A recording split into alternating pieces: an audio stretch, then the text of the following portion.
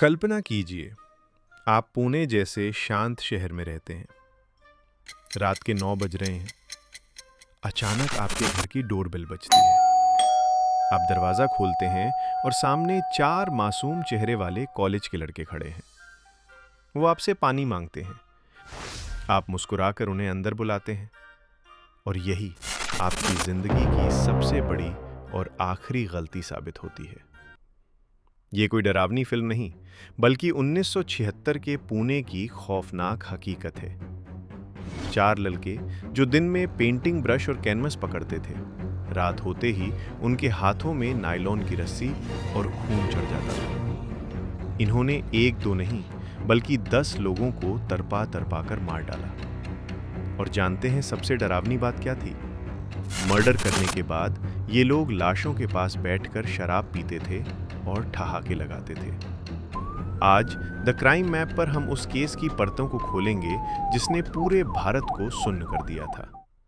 The Joshi Abhyankar murders, एक ऐसा जुर्म जिसने पुणे की मासूमियत हमेशा के लिए छीन ली। ये कहानी शुरू होती है अभिनव कला महाविद्यालय से। 4 दोस्त, राजेंद्र जक्कल, दिलीप सुतार, शांताराम जगताप और मुनव्वर शाह। राजेंद्र जक्कल, इस गैंग का मास्टरमाइंड। दिखने में साधारण लेकिन दिमाग से एक शातिर अपराधी। उसे एक फिल्म बनानी थी और उसके लिए उसे चाहिए थे ढेर सारे पैसे। दिलीप सुतार और बाकी ये सब जक्कल के प्रभाव में थे। इनके पास कोई क्रिमिनल रिकॉर्ड नहीं था। ये आपके पड़ोस में रहने वाले किसी भी साधारण लड़के जैसे थे। जक्कल को परफेक्ट क्राइम करने का जुनून सवार था। उसने अपने दोस्तों को यकीन दिलाया कि अगर वो चालाकी से मर्डर करेंगे तो पुलिस उन्हें कभी नहीं पकड़ पाएगी। 16 जनवरी 1976। इनका पहला शिकार बना इनका अपना ही दोस्त प्रकाश हेगड़े। जक्कल ने प्रकाश को किडनैप किया और उसके पिता से 25,000 रुपए की फिरौती मांगी। पैसा मिलने से पहले ही इन्होंने प्रकाश की गला घोंटकर हत्या कर दी।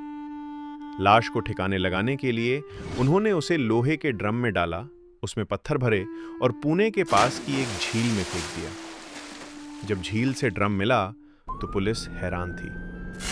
ये हत्या इतनी सफाई से की गई थी कि पुलिस को लगा कि इसके पीछे कोई बड़ा गैंग है। किसी ने सपने में भी नहीं सोचा था कि ये 4 कॉलेज के लड़कों का काम है। महीनों बीत गए, पुलिस अंधेरे में थी। 1 दिसंबर 1976 को इन चारों ने अपनी जिंदगी की सबसे बड़ी वारदात को अंजाम दिया।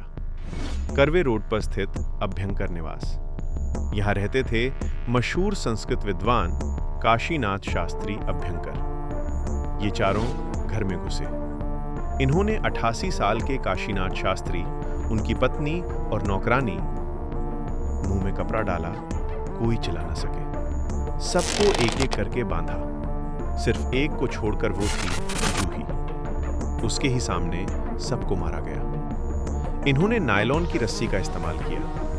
एक एक करके सबका गला घोंटा गया और उसको अपने सारे कपड़े निकालने के लिए बोला गया, क्योंकि वो घर से बाहर न भाग सके। और उसे घर के सभी गहने लाने को कहा गया और उसने लाते ही उसे भी जान से मार दिया गया। मर्डर करने के बाद ये घर से भागे नहीं, बैठकर खाना खाया। जक्कल ने अपनी डायरी में लिखा था कि उन्हें खून देखकर एक अलग ही महसूस होता था।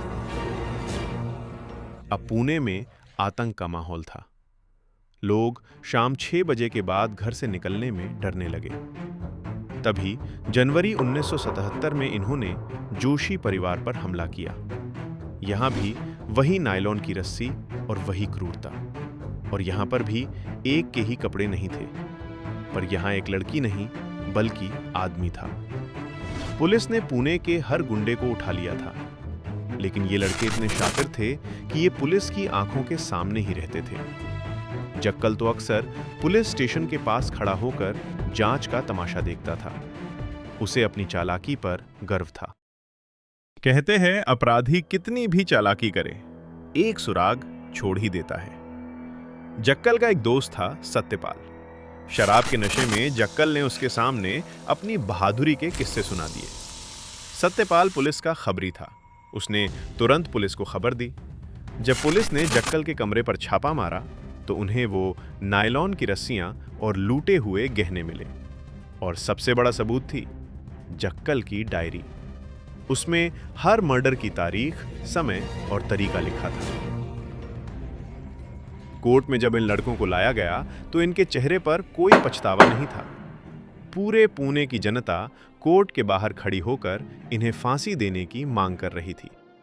25 अक्टूबर 1983, पुणे की यरवदा जेल। सुबह के वक्त इन चारों को एक साथ फांसी के फंदे पर लटका दिया गया।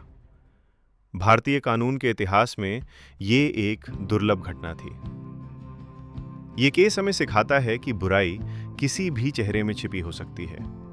थ्रिल और पैसा जब पागलपन बन जाता है तो इंसान जानवर बन जाता है।